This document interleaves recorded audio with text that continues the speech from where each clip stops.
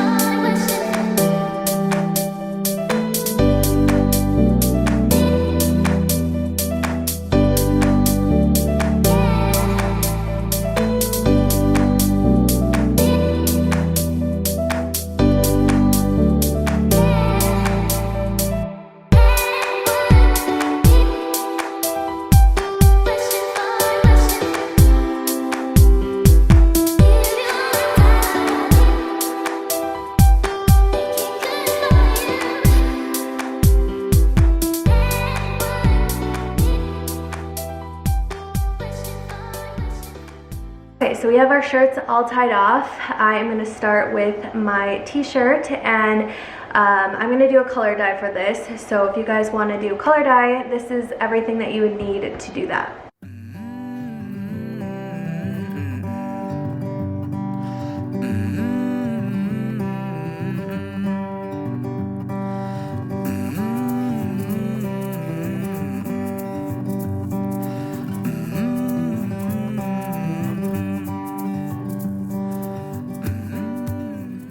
Alright, now that you have everything you need, I'm only tie-dyeing this one shirt, so I'm not going to need a lot of dye. I also don't want it to be super pigmented, so I'm not going to have to leave it in long. Just do your research. If you want it more pigmented, use more dye, let it sit in the bath longer, just stuff like that. So I'm going to get started on mine.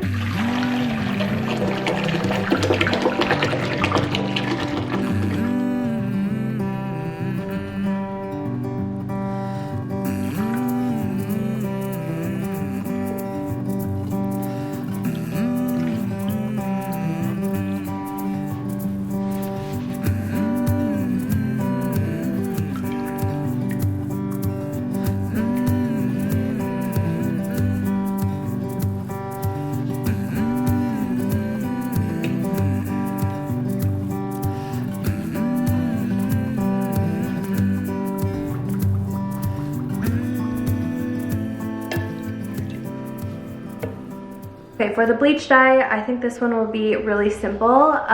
You just fill a water bottle with half water, half bleach, and then I'm going to lay my colored shirts in the sink and just spray them directly with the mixture.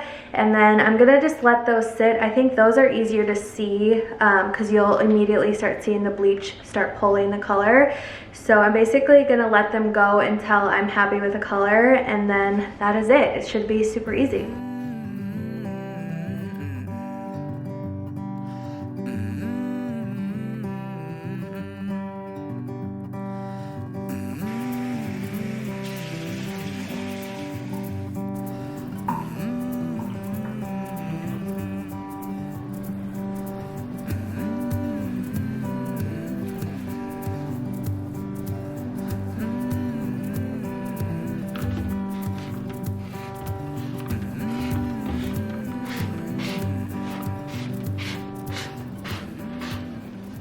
Okay, now they're all just sitting in a dye bath, and I'm just gonna kind of wait and watch and see how they're kind of developing.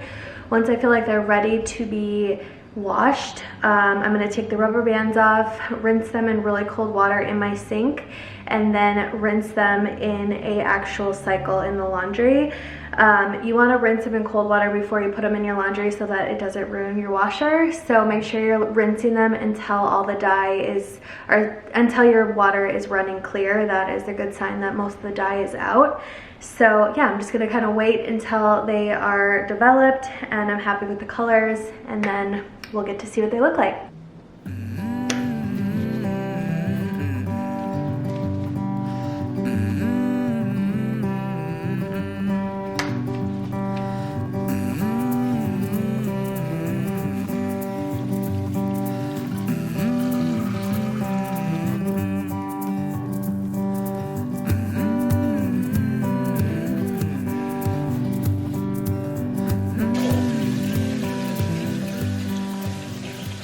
Okay, it is the next day and I wanted to share with you guys the results.